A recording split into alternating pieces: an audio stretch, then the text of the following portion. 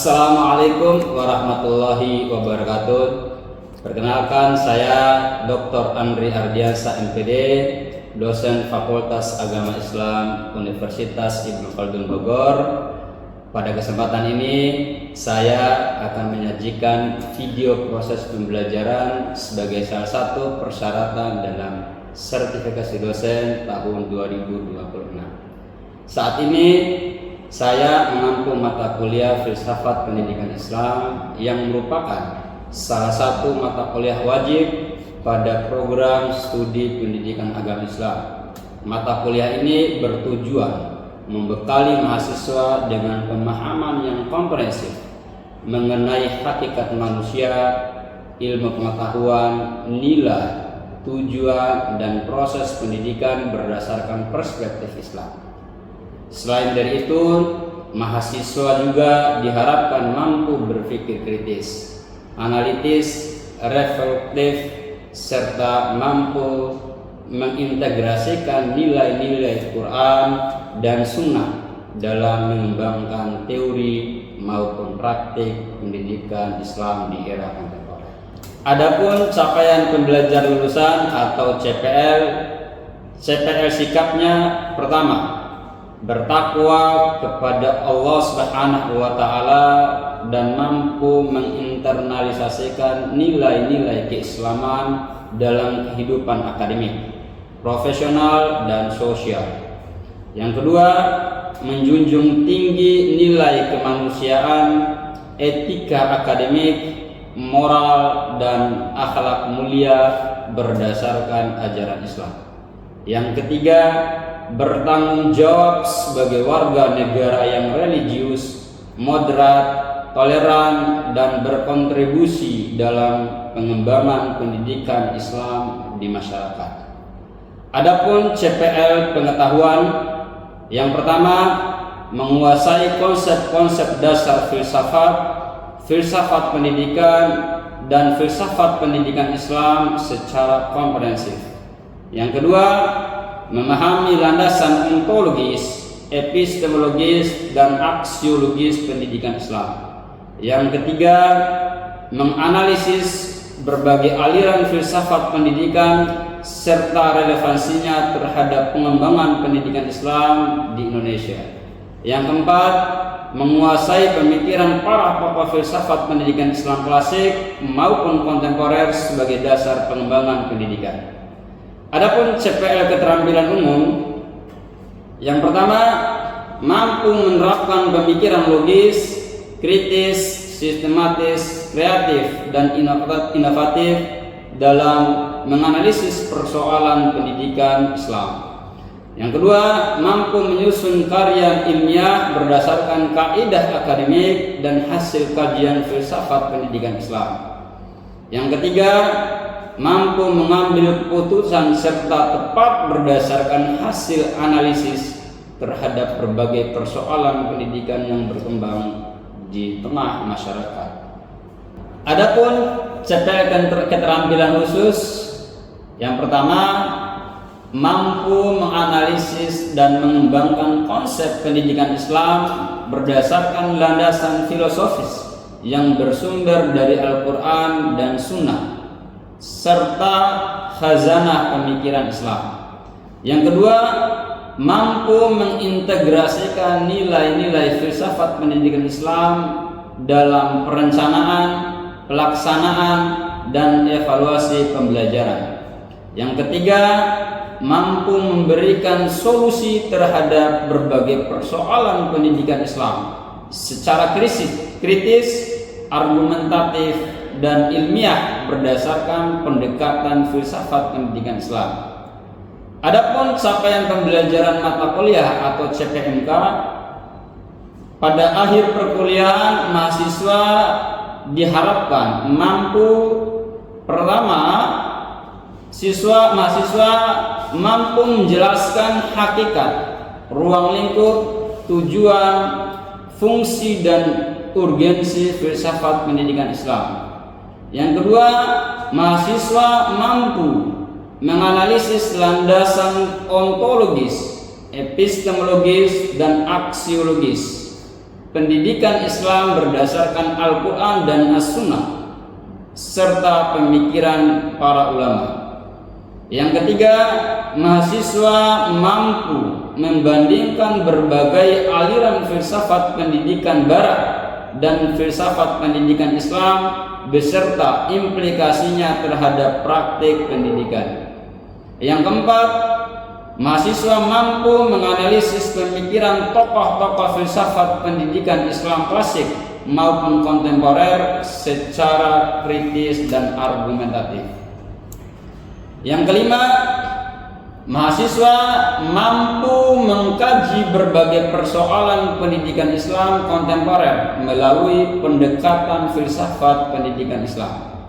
Yang keenam, mahasiswa mampu menyusun gagasan inovatif dalam pengembangan pendidikan Islam yang berlandaskan nilai-nilai Islam serta mampu mengkomunikasikannya secara ilmiah baik lisan maupun tulisan. Adapun referensi perkuliahan yang digunakan di dalam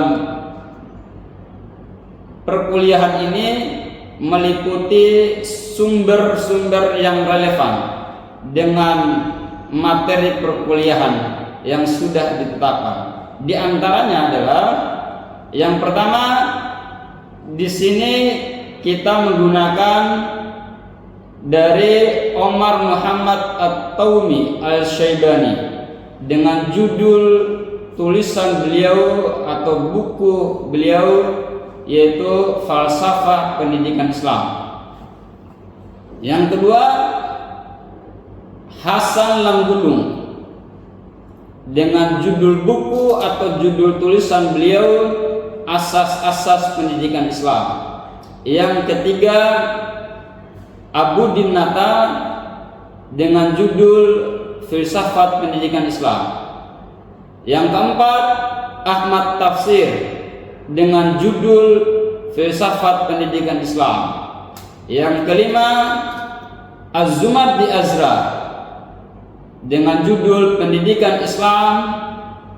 Yang keenam, Al-Atas Syekh Muhammad Naqib atau biasa kita kenal Syekh Muhammad Naqib Al-Atas dengan judul The Concept of Education in Islam. Dan selanjutnya kita juga menggunakan artikel-artikel yang bereputasi baik itu secara nasional maupun secara internasional.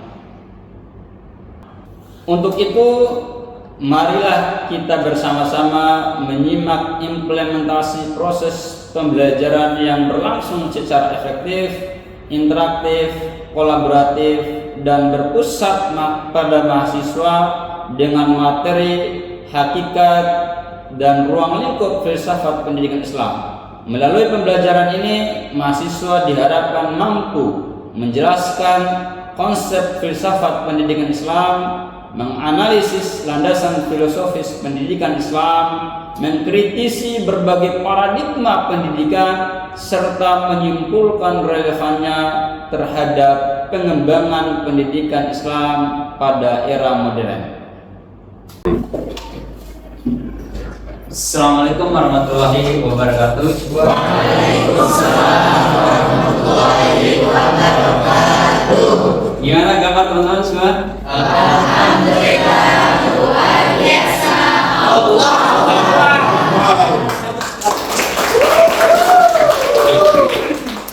Baik, alhamdulillah, kita puji hanya milik Allah Subhanahu wa taala.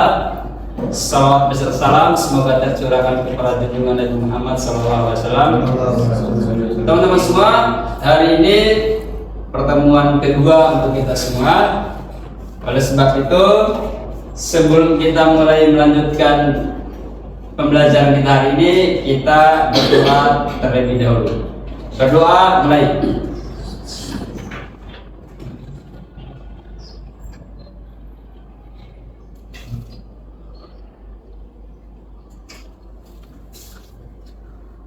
Oke, baik teman-teman, absennya sudah saya kirim ke grup. Silakan nanti teman-teman cek barcode, nanti langsung kirim ke Siaga.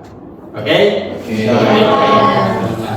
Oke, kita akan melanjutkan pembelajaran kita hari ini. Alangkah baiknya kita ingin mereview kembali pembelajaran minggu lalu. Kira-kira siapa yang mau mereview? Saya Pak. Oke, baik. Terima kasih Mas. Silakan. Oke, baik. Terima kasih sebelumnya Pak. Saya ingin menyampaikan dari hasil pembelajaran yang sebelumnya. Kemarin itu kita bahas terkait karakteristik pendidikan Islam, begitu. Jadi dalam karakteristik pendidikan Islam itu kita lihat ada tiga hal. Yang pertama ada epistemologi, ontologi, dan aksiologi. Nah, dari situ kita bisa tahu bahwa karakteristik pendidikan Islam itu ternyata bersumber dari Al-Quran dan Hadis. Masya Allah. Terima kasih. Luar biasa. Baik. Terima kasih teman-teman semua. Objek kajian filsafat pendidikan Islam ini adalah salah satu bagian daripada kajian filsafat pendidikan Islam. Nah, dengan demikian maka dalam objek kajian filsafat itu ada 3 komponen penting. Yang pertama adalah ontologi, yang kedua adalah epistemologi, dan yang ketiga adalah aksiologi. Nah, yang pertama ini adalah ontologi. Dia bermakna bahwa ontologi itu mengkaji tentang hakikat keberadaan sesuatu. Salah satunya adalah hal-hal yang metafisik, seperti keberadaan ilahiyah atau keberadaan Allah Subhanahu wa Ta'ala. Nah, yang kedua adalah mengkaji tentang epistemologi. Nah, epistemologi itu mengkaji tentang sumber pengetahuan, yaitu ilmu pengetahuan. Ilmu pengetahuan itu dari apa saja? Termasuk alam semesta. Alam semesta, yaitu keberadaan kita adalah bagian terpenting bagaimana Allah Subhanahu wa Ta'ala menciptakan seluruh kehidupan ini, termasuk alam semesta, antara manusia, lalu kemudian tumbuhan, lalu kemudian hewani. Ini adalah disatukan oleh Allah Subhanahu wa Ta'ala di atas yang namanya alam semesta, yaitu kita hidup di atas permukaan bumi ini dengan diciptakannya sebagai sumber kehidupan. Nah, yang kedua adalah epistemologi. Sebelumnya adalah kita membahas tentang ontologi tadi. Nah, ontologi itu ada keberlanjutannya dari pembahasan filsafat pendidikan ini, yaitu epistemologi. Epistemologi itu adalah sumber pengetahuan. Nah, kira-kira oleh kita semua sebagai hamba ini, kita dapat ilmu pengetahuan itu dari mana? Dari alam semesta. Baca buku, mendengarkan, ikut seminar, semuanya itu adalah berada di alam. Dengan demikian maka alam semesta itu, kalau misalnya kita melihat dari para filsuf sebelumnya, mereka itu dinamakan sebagai filsuf alam karena mereka adalah belajar dari alam semesta. Salah satu dari filsuf ternama kita yaitu adalah Socrates. Socrates sebagai bapak filsuf pertama di era sebelum Masehi itu belajar melalui alam semesta. Salah satunya adalah cara dia untuk mengubah cara pandang pemikiran manusia itu bertanya tentang keberadaan alam semesta ini, termasuk manusia. dari mana manusia, ini alam semesta diciptakan oleh siapa, ini apa namanya, tumbuhan apa namanya, ini pohon jati atau pohon, semuanya adalah bergantung pada alam semesta. Oleh sebab itu alam semesta di dalam kajian ontologi filsafat pendidikan Islam adalah bagian daripada sumber ilmu pengetahuan. Alam semesta itu adalah bagian daripada sumber ilmu pengetahuan. Oke, yang ketiga, kita akan melanjutkan lagi pembahasan kita, yaitu tentang aksiologi. Apa yang dimaksud dengan aksiologi? Nilai. Aksiologi adalah nilai. Dia berrelevan dengan siapa yang dimaksud dengan nilai? Nilai itu ada yang dimiliki oleh manusia. Kalau kita membahas tadinya kita membahas tentang ontologi adalah bicara tentang sesuatu yang metafisik, yaitu Allah Subhanahu wa taala, hakikat keberadaan Allah Subhanahu wa taala. Yang kedua adalah kita bicara tentang epistemologi, hakikat sumber ilmu pengetahuan alam semesta. Dan yang sekarang yang ketiga adalah aksiologi, bicara tentang nilai, bicara tentang manusia.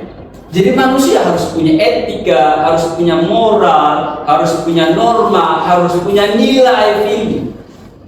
Maka ketiga-tiganya ini di dalam filsafat pendidikan Islam adalah satu kesatuan yang dipahami dan menjadi satu bentuk keilmuan khusus yang kita bahas sampai hari ini. Nah, baik teman-teman semua, bahwa inilah grand besar di dalam pembahasan filsafat pendidikan Islam. Semua ilmu pengetahuan, semua keberadaan kita, semua alam semesta, semua yang menciptakan yang di atas permukaan bumi adalah bersumber dari satu yang namanya sumber dari Allah Subhanahu wa taala. Itulah kenapa bahwa ada kajian filsafat pendidikan Islam. Ada nilai filosofisnya, ada nilai pendidikan Islam. Di dalam Islam cuma satu sebenarnya. Tidak ada yang lain, semuanya ditiadakan. Semua sumber itu hanya dari Allah Subhanahu wa taala. Kalau teman-teman membaca pemikiran atau tulisannya Charles Darwin, atau biasa kita Darwin, teori evolusi. Nah, beliau membahas tentang, dan ini adalah booming di beberapa puluh tahun yang lalu. Nah, dia mengatakan bahwa teori beliau adalah tentang evolusi. Dia mengatakan bahwa manusia itu berasal dari kera. Apakah betul ini? Nah, maka dengan demikian kita mencoba untuk memverifikasi melalui sumber utama yang namanya adalah wahyu, yaitu Quran.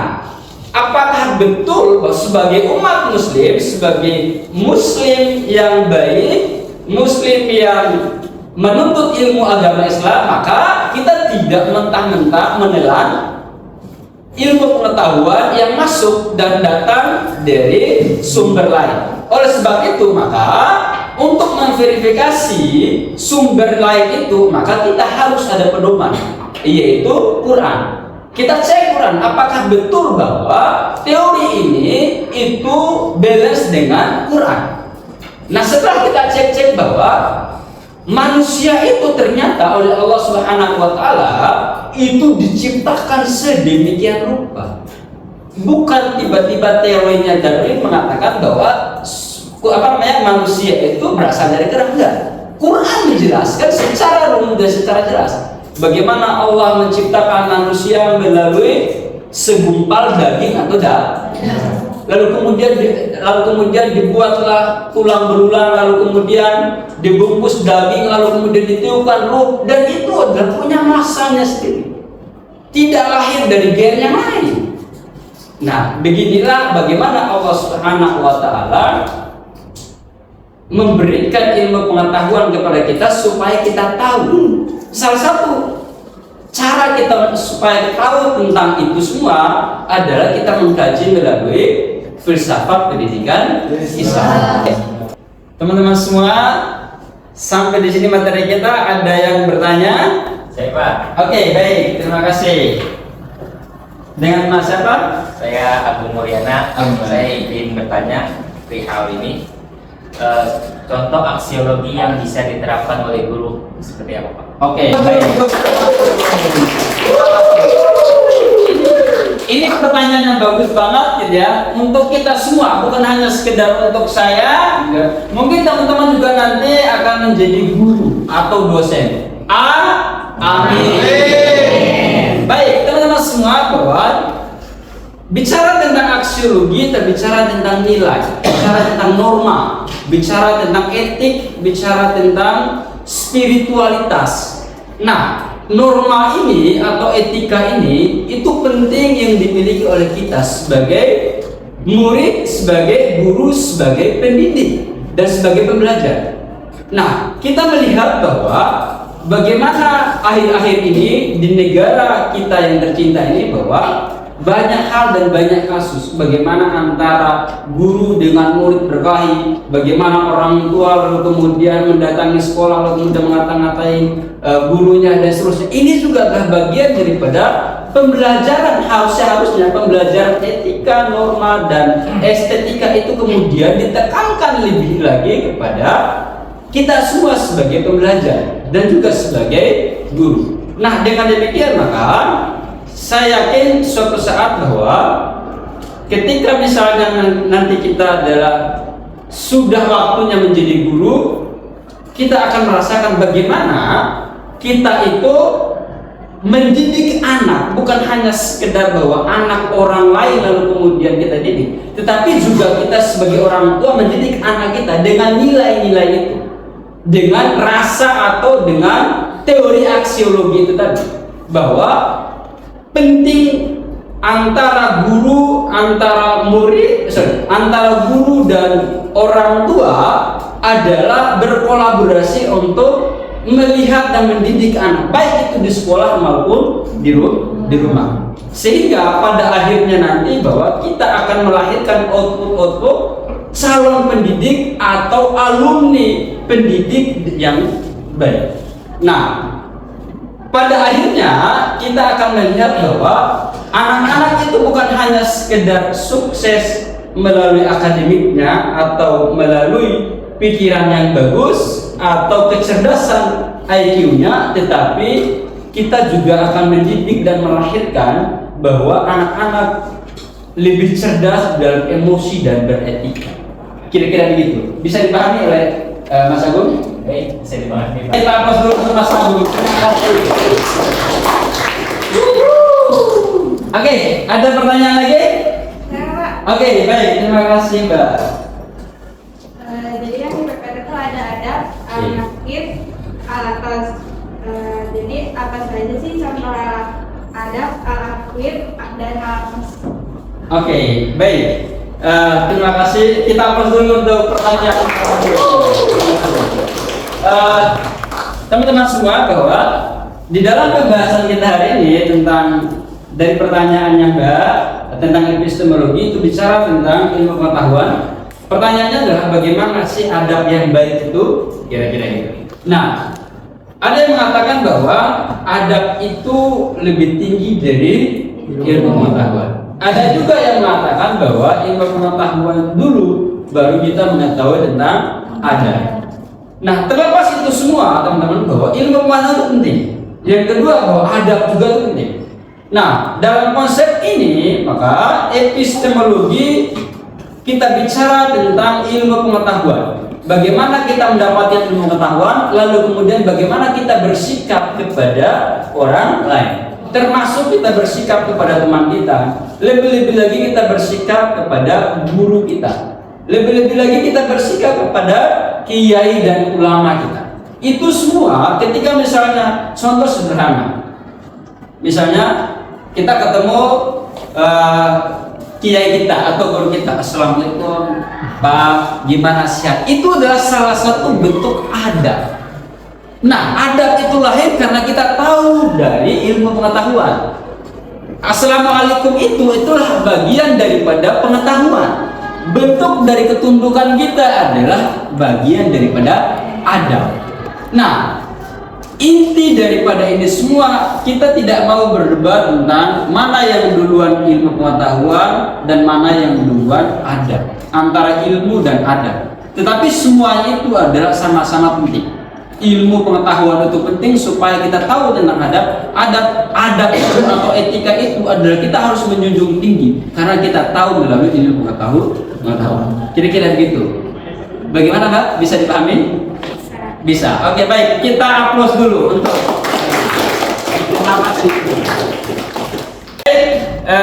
Tugasnya hari ini adalah tentang hakikat manusia dalam filsafat pendidikan Islam.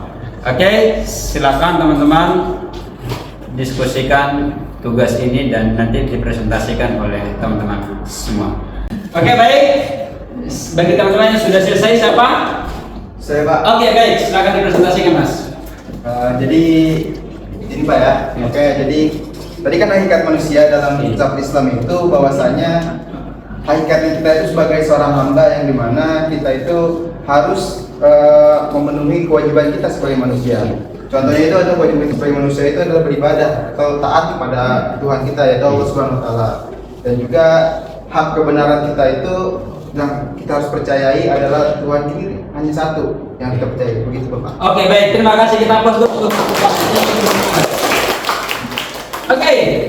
Ada lagi yang mau bicara atau yang mau beri pendapat? Oke, baik. Terima kasih, Mbak. Silakan. Baik, terima kasih atas kesempatan waktunya. Seperti yang telah kita ketahui dalam Al-Quran bahwa Allah memerintahkan atau menciptakan manusia di bumi ini melainkan untuk menjadi khalifah seperti itu. Selain menjadi khalifah, yaitu menjadi hamba Allah untuk beribadah seperti itu. Nah, maka Allah sudah mengamanahkan kepada kita menjadi khalifah. Maka dengan itu, apabila kita sudah menjadi khalifah, baik itu untuk negara, untuk keluarga, atau untuk siapapun dan dimanapun, maka jangan sampai kita menyalahkan atau menyalahgunakan tentang kedudukan kita sebagai khalifah di bumi ini. Masya Allah. Terima kasih teman-teman semua. Hari ini kita cukupkan pembelajaran kita sampai di sini. Insya Allah kita akan ketemu lagi di minggu depan. Oleh demikian, sebaiknya dan alangkah baiknya untuk menutup aktivitas pembelajaran kita hari ini, kita membaca hamdalah. Baik, billahi fi sabilil haq, fastabiqul khairat. Assalamualaikum warahmatullahi wabarakatuh. Waalaikumsalam warahmatullahi wabarakatuh. Demikianlah rangkaian proses pembelajaran yang dimulai dari tahap perencanaan, pelaksanaan, hingga penutup. Semoga pembelajaran ini dapat memberikan manfaat bagi pengembangan kompetensi mahasiswa dan peningkatan mutu pendidikan Islam. Terima kasih. Saya tutup. Billahi fi sabilil haq, fastabiqul khairat. Assalamualaikum warahmatullahi wabarakatuh.